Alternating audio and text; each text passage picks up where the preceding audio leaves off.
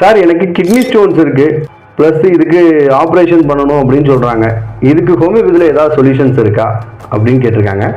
ஹோமியோபதியில் kidney ஸ்டோனுக்கு ரொம்ப ரொம்ப ரொம்ப நல்ல மெடிசன்ஸ் இருக்குது. ஆல்ரெடி சரியான பேஷண்ட்டோட ரிப்போர்ட்ஸை நான் லாஸ்ட்டாக ஷோ பண்ணி காட்டுறேன். First of all kidney stone அப்படின்னா என்னன்னு தெரிஞ்சுக்கலாம். நம்ம கிட்னி தான் பெரிய ஃபில்ட்ரேஷன் ப்ராசஸும் உருவாக்குது.